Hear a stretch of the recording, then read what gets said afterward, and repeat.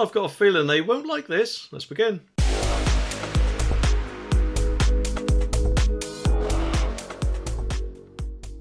The article says that immigrants will get X-rays and MRI scans to stop people pretending to be kids and stay in Britain under new plans. Robert Jerrick last night confirmed officials were finally set to green light a new set of plans to use scientific method of age assessment to discover people's true ages. And it came after a Home Office review confirmed it would be possible, but may not be completely accurate.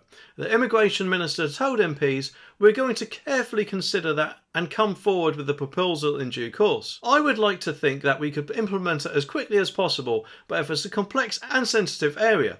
He said that ministers needed to learn lessons after a killer lied his way into the UK and went on to kill an aspiring Royal Marine. Yesterday, former Home Secretary Priti Patel piled on pressure for the ministers to bring forward the new rules to stop people exploiting our laws as a matter of national urgency. Well, to be honest, it's a pity, isn't it, that things have got this far out of control in the first place, and we get hundreds of potential Labour voters arriving in these boats every day. Illegally, of course, in most cases where they just seem to leave their families behind while they're fleeing from war, and of course chucking their iPhones in the sea. Which, to be honest, makes me doubt any claim that they have. Personally, of course, I think we should do what Tony Abbott, Australia's former Prime Minister, did. Apparently they were in a similar situation a few years back, and he said, "Oh, I'm sorry, but we're not accepting anyone who comes here through this method." Apparently at the time he did get quite a lot of flack for that, but in the end people did listen, and they don't come that route anymore. From what I've heard anyway, I mean, countries do have a right to protect their people from potential would-be criminals and harm. And when we've got hundreds of people coming in, quite a lot of them don't have any ID at all, it makes it hard to do criminal records checks, doesn't it? Also, isn't this in general just make a complete mockery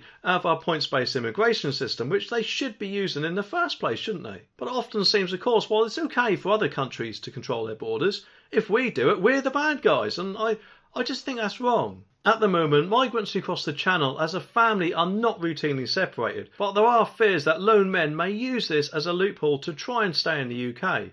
Mr Jerrick said ministers are still weighing up the pros and cons as they look to send flights for asylum seekers later this year, but feared it could see the UK continue as a magnet for people traffickers focused on families. And new laws to close the modern slavery loopholes are on the way this year, he promised, which will make a number of changes to the immigration and asylum system to reduce small boat crossings. Well, I think we can all agree that it's about time something was done, isn't it? Although, to be honest, I don't think they should be doing the thing in this video, which surely could end up costing every single one of us a lot of money.